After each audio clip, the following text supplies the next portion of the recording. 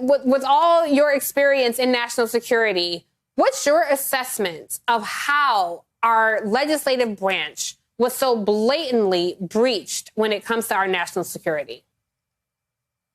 Well, first off, it's quite simple. They planned for this. There had been many, many indications. I had been reporting them on Twitter, and other people had been putting them out, that these people were planning a major action on January 6th.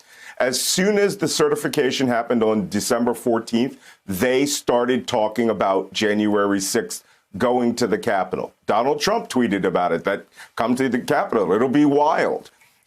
They had in their mind that they were going to take back the United States government from liberals and pedophiles and everyone else that they view as undesirable. So what they did was they did it under cover of a mass people action.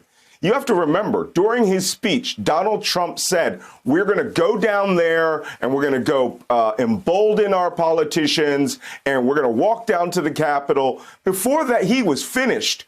We were watching live streams from these insurrectionists themselves. They were moving quickly towards the Capitol building. And overwhelmingly, the leading edge, the front edge of them, were young people under 30. I thought that was quite surprising, what we would call military-aged males.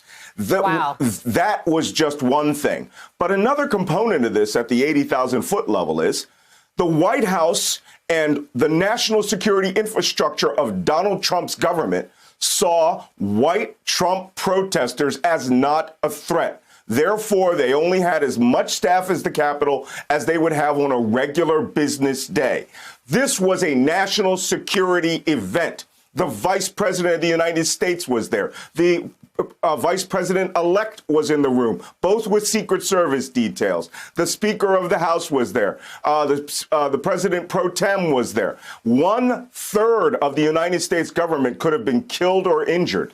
When they got to that building, they were executing the thoughts of the Michigan plotters when they were just going to take over the building and start killing people. So let me ask you, Nance, because, look, we have these reports. According to reports, there's another planned attack on the U.S. state Capitol and also on state legislatures across the country on January 17th. Based on what we've seen this week, do you feel like the U.S. Capitol is prepared for another violent insurrection like this? Because Congressman Clyburn seemed to be suggesting that there was some sort of inside information or inside help from law enforcement agencies to usher these people to certain offices. Where do you stand on that? Well, I'm not sure about that. They had more than enough internal information. Look, I've been in that building. I couldn't find his office. I think just the thrust of people power put so many people throughout the building that people just found his office. Now, the place where it was most dangerous was the Speaker's lobby, and that's where deadly force was used to keep those rioters from getting into the chambers where there were hundreds of members inside there and possibly carrying out executions. They built a gallows on the mall, right? So that tells you that what their intent was a large hostage barricade and quite possibly the executions of government members. And they look very comfortable, Nance. They look very comfortable. Let me just ask you because they chanted hang Mike Pence. Yeah, exactly. Let me ask you, because we're running out of time, and I really want to get to this because according to reporting, the Washington Post ran a story about Secret Service agents being asked to step down, essentially, that they're reassigning Secret Service agents to President-elect Joe Biden because there were concerns about QAnon believers and strong-hearted MAGA supporters infiltrating the Secret Service. The Secret Service is not just guard the president. They don't just guard the vice president. They guard a lot of leadership within our country. How concerned should we be that these violent insurrectionists have infiltrated certain parts of our law enforcement, particularly Secret Service, and quite frankly, law enforcement across the country?